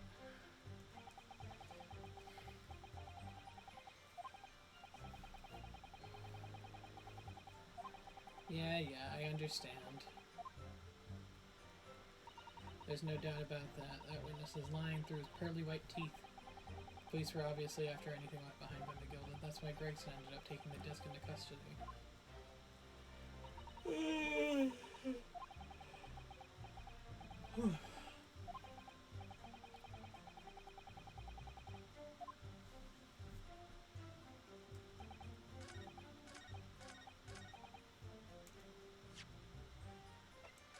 That's the one.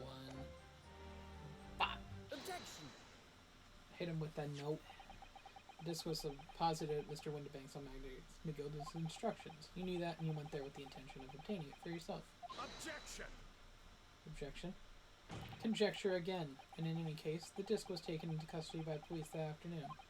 The witness has no reason to visit the pawnbrokery again that night. Objection! Objection. Sorry, my learned friend. But that's not true.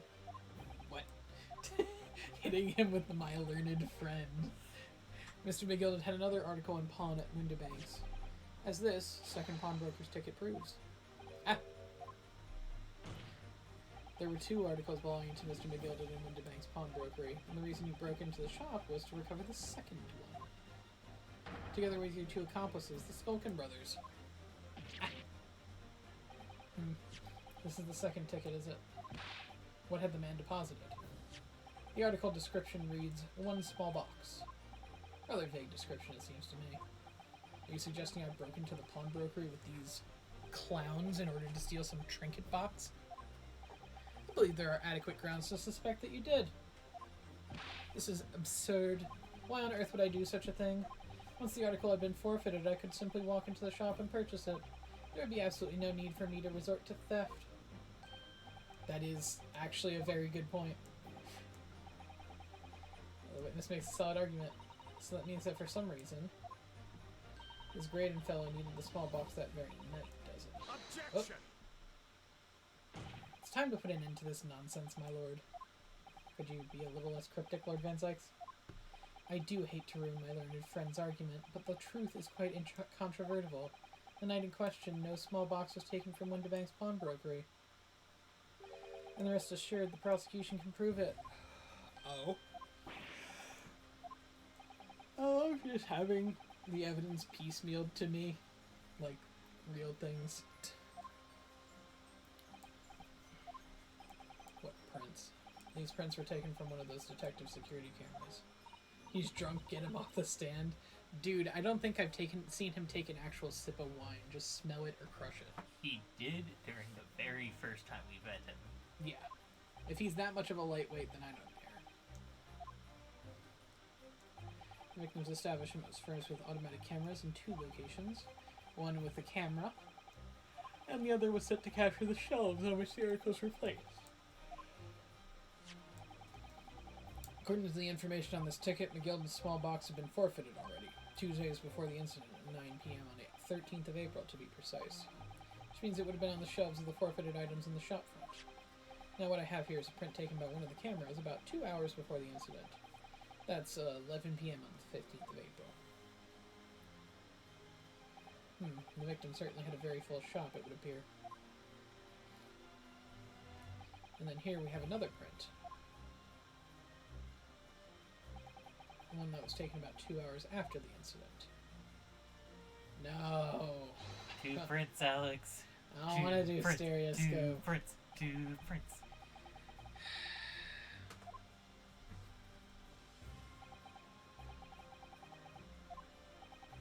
Obviously, at Scotland Yard, we considered theft as one of the possible motives in this case. We explored the possibility that something had been taken in addition to the victim's life.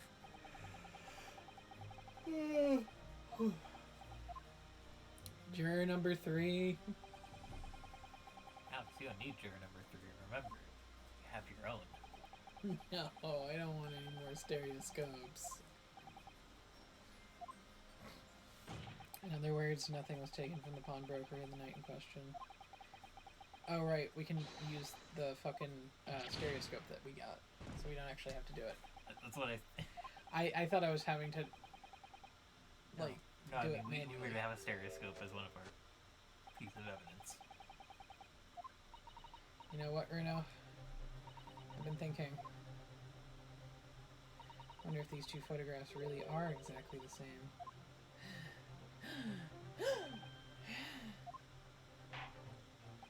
So, counsel, in the light of this evidence put forward by the prosecution, what is your position? Seems that, in fact, on the night in question, nothing was stolen from the victim's establishment. Do you accept the prosecution's assertion? Could there be some hidden discrepancy? There is a discrepancy. Use a piece of evidence. Bam. Before I give my answer, my lord, I'd like to try something, if I may. Try something? What do you mean, counsel? I'll need to use a certain piece of evidence from the court record to identify the discrepancy. I'm not entirely sure I follow. Which piece of evidence do you intend to use? Bam! Take that! I like how aggressive that was. Take that! I'd like to use this device, my lord, to view the 2 prints stereoscopically. Ooh! Yes, you've caught the bug at last. You can't resist, can you? Fuck off, juror number 3. Die in a fire. You got the cross-eyed compulsion. Juror number 3, what a surprise. Come on, Reno. Let's put the pictures in place and see what wonderful contraption shows us. There we go. Now look through the eyepiece. My god. The box.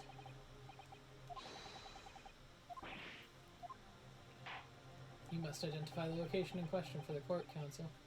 Where could the discrepancy be?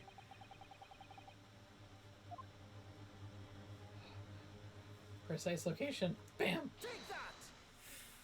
Granted, these 2 prints are almost identical. However, there is one minor discrepancy between them. What? Oh yeah, the box is slightly moved to the left or right of the picture.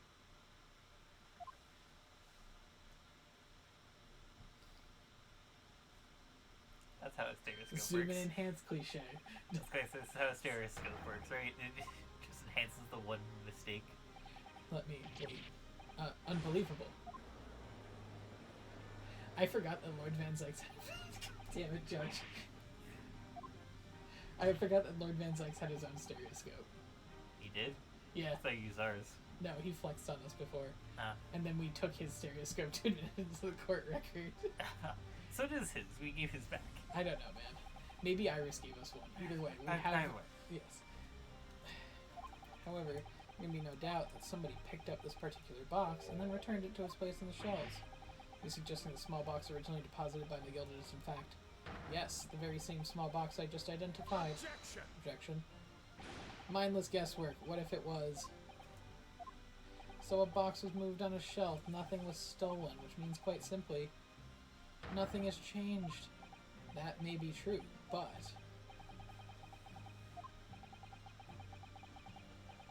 Yeah, it changes everything. No, it changes nothing, Alex. You're right. I believe this changes everything about the case. How can that possibly be? The crucial point in the fact is what was moved was a small box. In other words, we have to consider what might have been inside the box. Oh my god, boxes hold What are things. you suggesting? God, we have to explain Schrodinger's box to this fucking Luddite. My learned friend, do you understand what a box does? I'm suggesting that we need to examine that box as soon as possible. A vital piece of evidence is sitting on the shelves at Winterbanks as we speak. Objection. That won't be necessary. Some little box belonging to a man who died 2 months ago can't even be relevant to this trial. The court does not uphold your objection, Lord Van Zykes. Bailiff, arrange for an officer to go to Baker Street at once. And will obtain the small box in question and bring it here for further examination. It's a box, what are we gonna find out? Like no offense, but what are we going to find out from an empty box? Shut up. You're not wrong, but shut up. In the nicest way possible. What are we gonna find out from a box? I just love the fish and chips in frame in the corner there. You know what's gonna come of this, right? What? That egg's gonna be cooked. What? Eggert Benedict. But that's not his name! I know, but his alias, okay? Shut up. We should have a report within half an hour. I think perhaps we should recess for a short while until the evidence is brought forth. To be hoodwinked by such a farce. Disappointing. I beg your pardon, Lord Van Zykes. This is nothing but a smokescreen. A Nipponese specialty, it would seem. What are you trying to say? Racism, My that's what learned he's trying to friend has say. persisted with the same line of reasoning from the very beginning. That this witness's intent was to steal an article belonging to Mr. McGilded from the pawnbrokery. Yet common sense tells us that none of the articles have value enough to be worth stealing in the first place. Do you understand what boxes do? Exactly. That would be beyond absurd to break into a place for the purpose of stealing such commonplace property. Oh boy. I'm thinking he's gonna throw it into the lake. I feel like he's going to crush the glass and then eat the bottle. Oh, going for the old one too. Yeah. Mr. McGilded perished 2 months ago immediately after the conclusion of his trial, a trial in which he was found not guilty. A trial in which it was established that he was the upstanding member of society his reputation implied, in fact. You literally just said that So I he was doing propose a these things. toast to my learned friend and his most insightful defense. The articles this upstanding member of society pawned were entirely ordinary. A black overcoat that just happened to have a music box disc in one of his pockets, and a small box. I assure you, I wouldn't accept even if the man tried to make a gift of such things to me. Fuck you, Eggy. His name's not Eggy. So fuck him. Also, once again, someone probably would, but don't. Yeah, that's true. He's a JoJo character, and JoJo characters are drawn in a fashion. Even the women have the same muscles. It's honestly impressive. Yeah. The prosecution's argument is undeniably compelling. It is incumbent on the defense now to bolster its argument. Ah, to the last, I told you. Or to You're the left. correct. To explain what possible significance these commonplace articles pawned by the fine citizen could have. Ugh.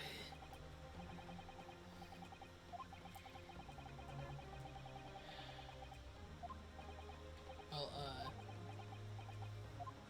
what's the know that they're related, don't we? They're both vital pieces of evidence.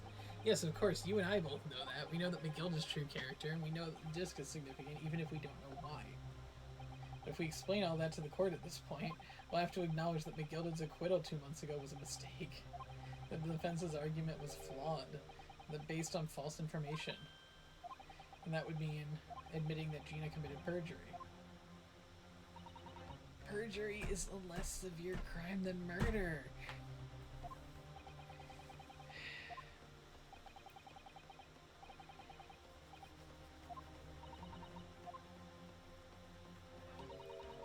Be a great opportunity. Well, what is it that you always say?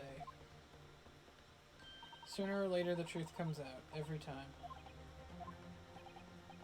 I mean, yeah, if we say she committed perjury under threat of harm from a wealthy entrepreneur while she's a gutter snipe, yeah, I think that's pretty reasonable grounds for dismissal of perjury. Also, the statute of limitations, I don't know about that, but... 2 months? Shut up, I don't know. Dog, they don't really talk years. Multiple years. You know, like, maybe 2 months. It's the right thing to do here. Have Gina testify. My lord, the defense would like to make a proposal. Oh, what proposal, counsel? Well, the court awaits the arrival of Mr. McGilda's small box. I would like to call the defendant, Mrs. Gina Lestrade, to the witness stand. This is a very busy witness box. To what end? It's to do with the various articles deposited at Windybanks by Mr. McGilda, my lord. Miss Lestrade's information relating to them. I believe it would be beneficial for the court to hear what she has to say. It will prove the significance of the articles in question, and once and for all. Well, well, things are becoming interesting. I presume you've considered the implications of the testimony you're proposing? In particular, the impact it will have on the accused's standing, and indeed your own? I have. Lord Van Sykes, would you care to explain that last remark? The prosecution accepts the defense's proposal. I move to interrupt the cross-examination of the current witness and hear from the accused yourself. Oh. Very well. If you have no objection. So, the court will now hear the testimony of the defendant, Miss Gina Lestrade. The witness is currently in the stand may step down until further notice. I shall bid you a good day. Wait. You, sir, shall remain in the stand while Miss Lestrade testifies. As you wish. Alright then, Gina, it's time. I know this will be hard, but please, put your faith in me here. I like how he's like, we convicted him as not guilty based on false information. It's like, yeah, but that's not our fault. We were being hoodwinked too. Like, that's not on us. Yeah, but that means we're not perfect, Alex. Oh my god. The articles that Mr. Windybanks, or Mr. McGilda had deposited at Windybanks Pawnbrokery are intimately related with the omnibus case, the trial of which was heard in this courtroom 2 months ago. Yes, and I remember this young lady being brought before me in that trial as well. That's right, my lord. Her testimony helped to establish the innocence of the defendant, Mr. McGilda. The omnibus case was intriguing, to say the least. And now here we all are again, the same players in that trial now facing each other once more. Ooh, yo, we got a bot. By viewers. Just a fate, perhaps, my Nipponese friend. Allow me to recap the events of 2 months ago.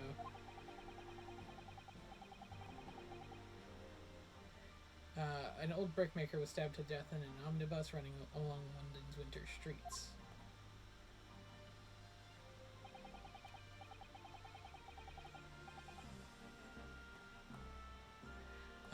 Apart from the victim, the only other person in the carriage was Mr. McGilda. Naturally, he was the prime suspect for the murder, but as the trial progressed, another possibility emerged. That murder, in fact, took place above the defendant's head on the roof deck, with the body then being dropped in through the skylight into the carriage below. It was Miss Lestrade who testimony brought the possibility to light. At the time of the incident, Miss Lestrade was concealed in the seat in the carriage, hoping to pick the pockets of unsuspecting passengers. Then, immediately after the trial, having been acquitted of the murder, Mr. McGilded died in this very courtroom in the most extraordinary of circumstances. Thank you, oh noble moderator. No, Megan said she also blocked them. Oh, I straight up banned them and reported them. A mystery that remains unsolved even now 2 months on, as indeed does the omnibus murder itself. Be that as it may, I recall neither the disc nor the small box being mentioned in the course of those proceedings. Miss Lestrade, would you tell the court now, please, what really happened in the omnibus 2 months ago, I mean? I don't know what you mean. I already said all I know of what I know. I am learning how to ban. And what about everything you told us yesterday from inside your prison cell? Please, Miss Lestrade, this is extremely important. But, remember, little girl, if it transpires that you willfully withheld information in the trial 2 months ago, the Home Office will seek to prosecute you for perjury. And naturally, you will lose all credibility as a witness. Although, let's face facts, you have little credibility to lose. Ginny, don't listen to him, please. You have to trust Bruno now. Harris? We're on your side. Alright then, I'll talk. It's the right choice, Gina. Well, it would seem that my learned friend is hell-bent on bringing the entire courtroom down about his ears. So be it. I must confess I'm struggling to understand what on earth is happening here. However, it would appear that Mr. McGilded's pawned articles in that extraordinary case of the omnibus harbor secrets of which we've been hitherto unaware. So, Miss Lestrade, you will now give your testimony before the court about the events of 2 months ago. You will reveal the truth, a commodity sorely lacking in your original statements. This is it, then? Everything's going to come out, like Van Zyke said. This could bring the whole courtroom down about my ears, but as a lawyer, I'm prepared to take that risk.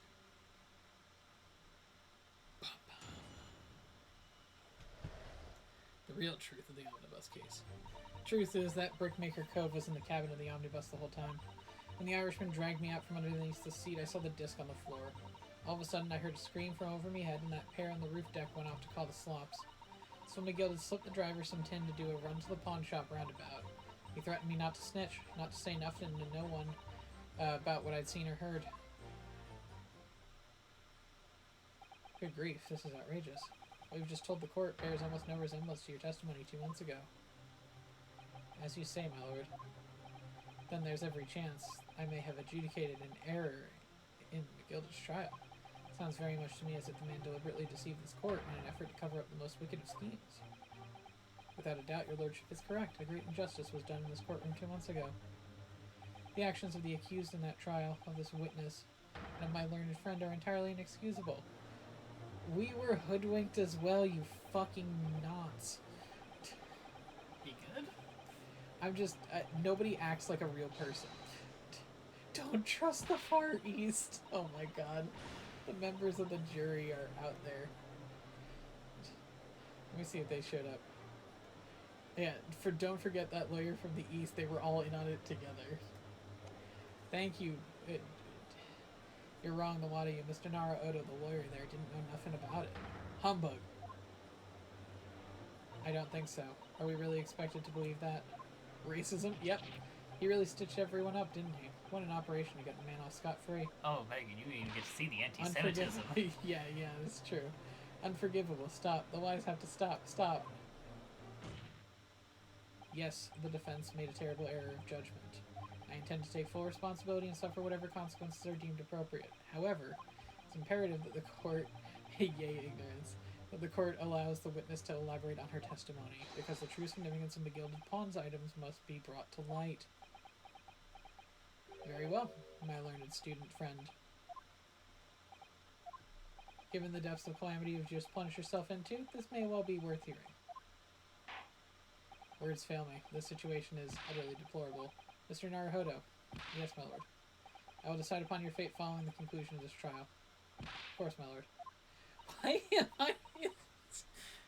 Jesus fucking Christ. Because clearly you were in on it, Alex. Yeah. Literally zero prep time, walked into the courtroom. Conspirator from the beginning. Hey, you had like a whole 3-minute conversation beforehand. Alright. Hold it! And you were hiding in the cabin at the time as well, weren't you, Miss Lestrade? If I remember rightly, in the storage compartment underneath one of the seats. Yeah, that's right. It's pitch black under there, so you can't see nothing at all. Now, in your testimony 2 months ago, I feel certain that you claimed McGilded was the sole passenger, did you not?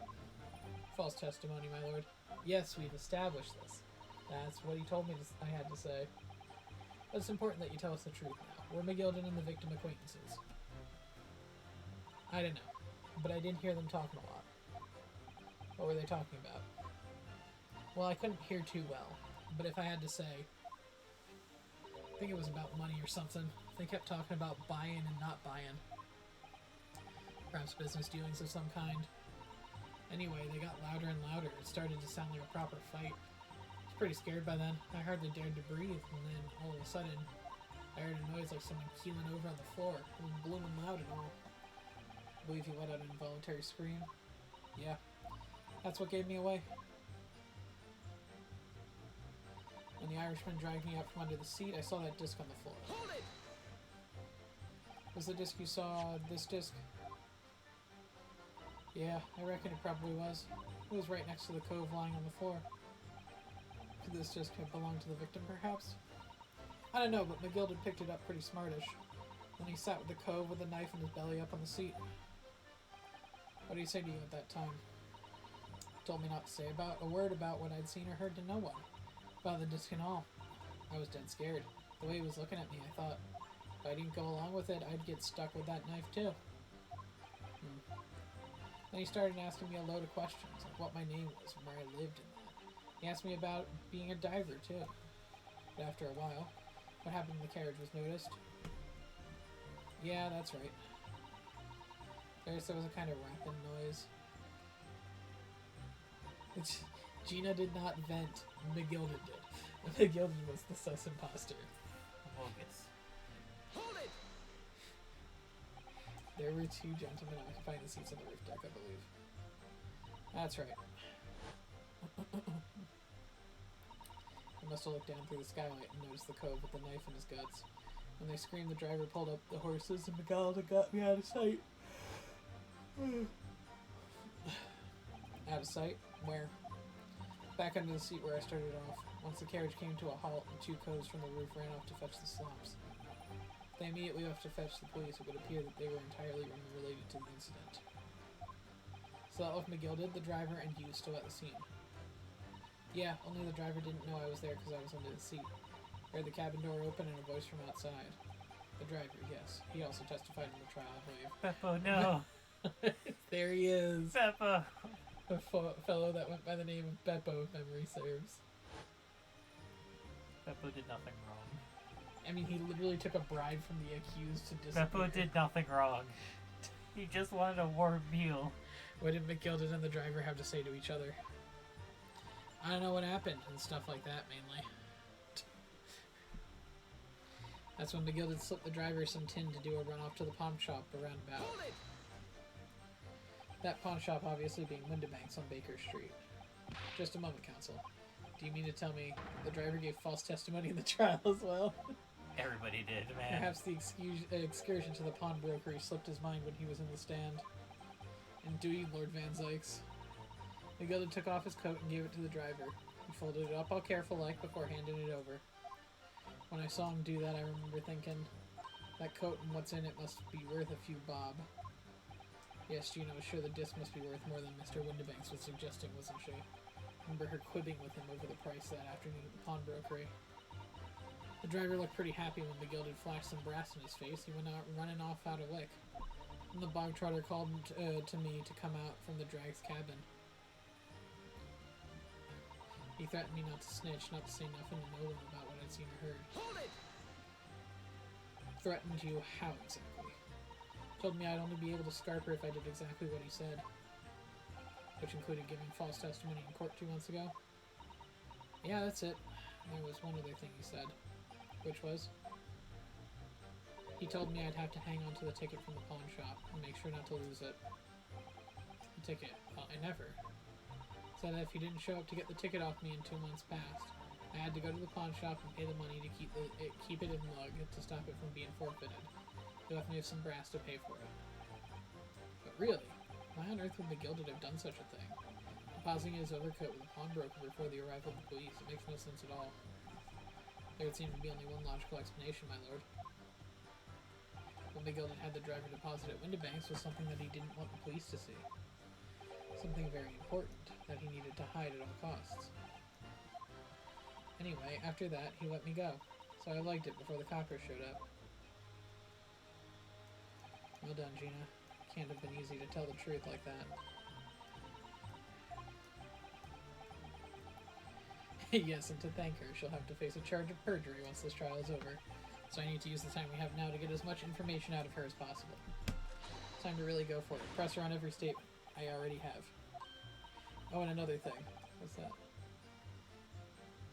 Take a look at those two. Isn't it strange that they've been whispering to each other the entire time? Yes, that is quite strange. It looks like they're having a secret discussion about something. Yeah, those two are being sus. Wonder if there's anything I can do about it.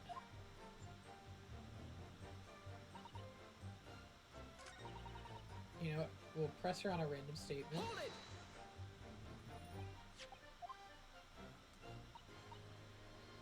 Pursue. Excuse me. Hey, excuse me. Is there something you'd like to share with the court, Inspector Gregson and Mr. Graydon? Inspector, Mr. Graydon. Wow. Blimey, you trying to give me a heart attack? You have been whispering to each other for quite some time now. Tell us, what is the discussion about? Discussion? With this fella? Oh, pull the other one, Sunshine. You think I got anything to talk about with a shady gent like this? I have nothing to say with this uncouth detective after he deprived me of that disc that was rightfully mine. But they've clearly been talking the entire time. It's as if they've been negotiating.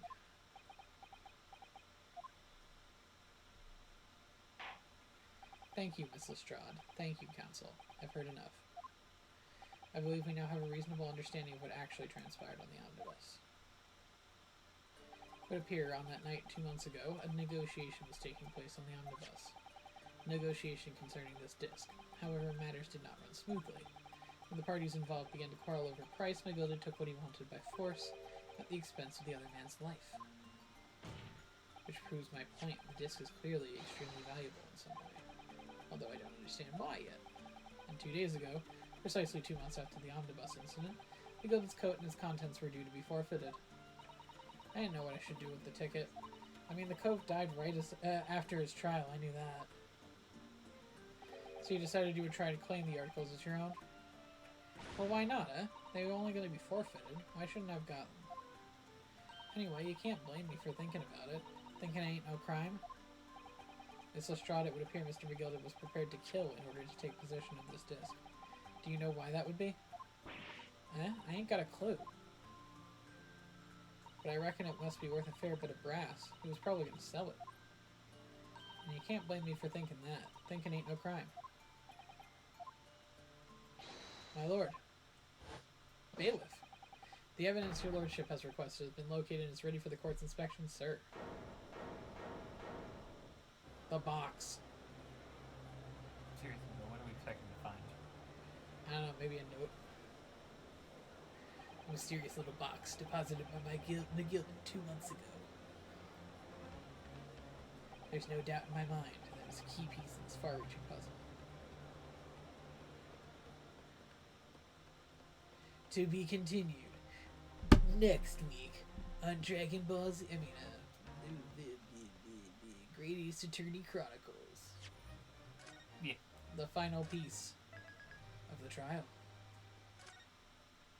Yeah. Ba-ba-bum. Ba-ba-bum.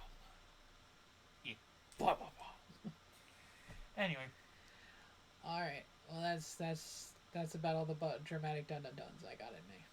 Until next week. Ba-ba-bum. Oh wait, I lied. Fossils.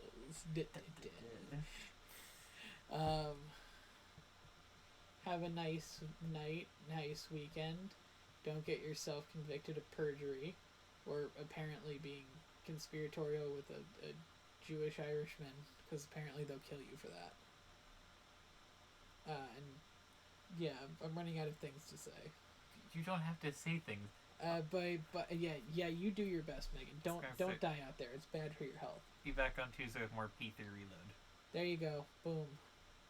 Yeah, that's what they do in P3 Reload, you know. Boom. Yeah, like Mr. Bang. Windibank. So wait, Too soon, maybe. this happened in the 1900s. It's at least past the 10 years or 20 years. Yes. Good night, everyone. Bye. Wait, why are you seeing us tomorrow? Do you know anything about Megan being here It was supposed tomorrow? to be Tuesday or Wednesday. She's coming over. Uh, See ya. Bye.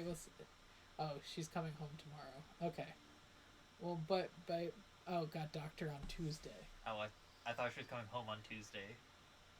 If you need me to pick you up, text me. All right. Bye.